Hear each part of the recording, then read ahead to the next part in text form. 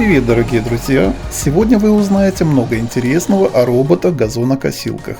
Видео будет полезным для тех, у кого такой есть, либо только присматривается к роботам-газонокосилкам Робокос и не только. 5 месяцев к нашему роботу никто не подходил, это заметно. Более того, за 3 года мы ни разу не проводили техническое обслуживание. Хвалиться, конечно, нечем, но с другой стороны, это говорит о качестве и надежности. Сегодня проведем техобслуживание, проверим емкость батареи, состояние всех узлов и датчиков, заменим ножи, наведем лоск, убрав мелкие царапины и потертости с корпуса, и независимо от состояния родной батареи поставим более мощную. Начнем с осмотра.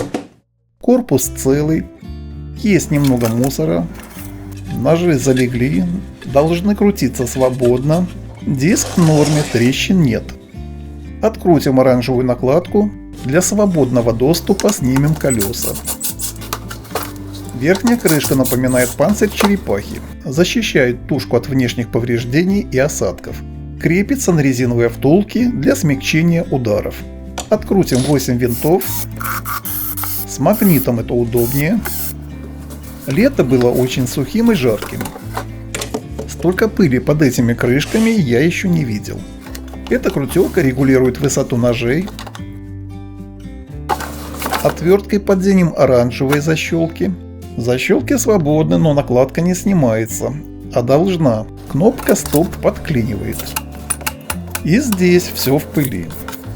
Выключим его. Немного повозившись, панцирь снял.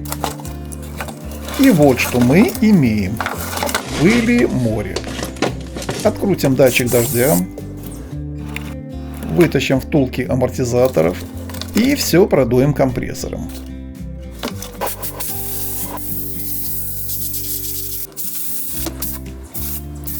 Если бы я хорошенько надавил, оранжевая накладка бы снялась. 10 атмосфер компрессора надавило за меня. Уберем эту грязь. Открутим обе крышки. Датчик дождя. Нужно подтолкнуть.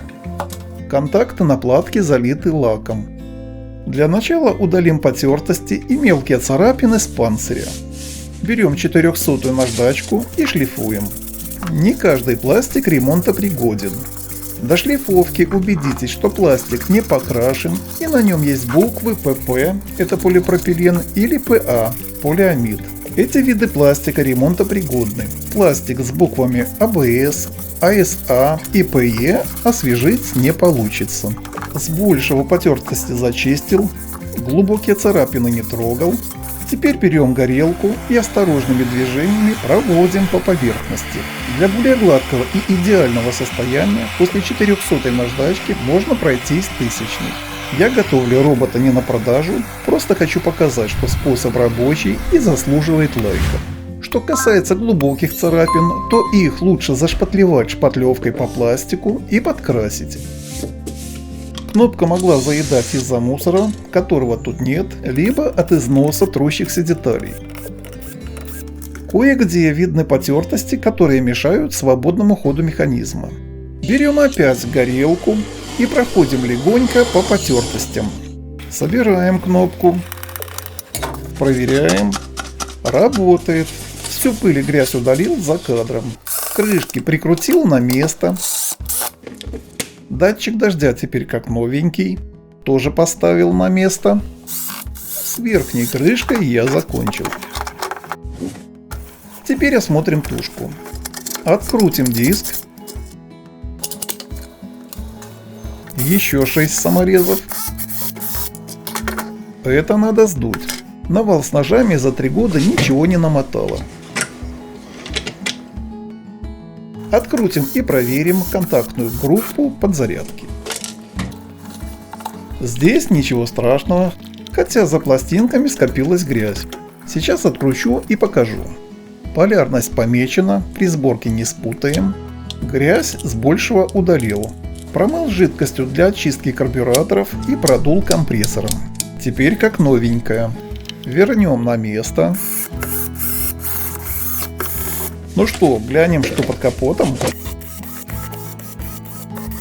Вроде открутил все. Поднимаем. Прокладка со своей задачей справляется, пыль и грязь сюда не попадают. Материнская плата щедро залита лаком. Версия платы на экране. Эта плата, в отличие от более ранних версий, может поддерживать до 300 метров и более сигнального провода. Батарейка CR1220 хранит настройки. Если настройки будут слетать до заводских, замените батарейку. Под платой находится два бесщеточных двигателя задних колес по 8 Вт с понижающими редукторами. Здесь спрятан двигатель с механизмом регулировки высоты ножей. Пыль сюда немного попадала. Все выдул, собираем на место. Червячную шестеренку поставил вверх ногами. Теперь смотрите, тут все просто, но перед сборкой нужно проверить. Если крутелка при опускании двигателя упрется в этом положении, значит собрали правильно. Если нет, нужно открутить эту шестеренку и опустить двигатель ниже, либо поднять выше, покрутив червячную шестеренку чем-то широким. Проверив еще раз, можно собирать. О чем еще не сказал. На верхней крышке стоит два датчика. Работает они, как мне кажется, по принципу Геркона, реагируют на магнит. Этот останавливает робота, если нажать кнопку «Стоп». В кнопку встроен магнит, а этот отключает робота, если он куда-то забирается и колесо не касается земли. Спереди еще находятся две катушки. Они сканируют и держат под контролем провод периметра. Разъемы подключил, можем собирать. Ножи нужно заменить, эти уже не годятся. Либо поставить универсальный 4-лучевой 18-сантиметровый нож от компании Робокос. В комплекте с ножом идет планшайба и винты. У одних моделей роботов ножи крепятся винтами, у других, как и у меня, с помощью планшайбы. Где рекомендуют использовать такие ножи? Он хорош на грубой траве вроде одуванчиков и, в отличие от тарелки с 3 ножами, лучше справляется с молодой порослью кустарника и деревьев. Но есть и недостатки. Если в саду много деревьев, а по лужайке валяются ветки, одна из веток может заблокировать нож. Робот в таком случае не сломается, просто перестанет косить, отправит на смартфон сообщение о ошибке и будет ждать помощи. Тарельчатый диск в такие ситуации не попадает. У нас во дворе есть грецкие орехи, по осени они падают, поэтому поставлю тарелку. Старые ножи поддаются с трудом, головки винтов зализаны, к тому же держит фиксатор резьбы. Кое-как открутил. Новые ножи тоже от компании Робокос. В комплекте с ножами есть и винты с фиксатором резьбы. Ножи двухсторонние, со временем можно повернуть обратной стороной. Затягиваем до упора. Ножи при этом должны ходить свободно. Ставим диск на место. И мы выходим на финишную прямую.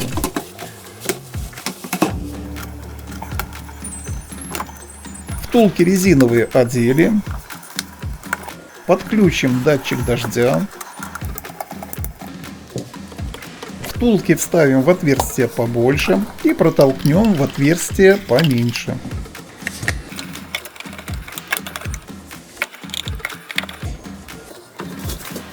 Накрываем декоративной накладкой и закручиваем.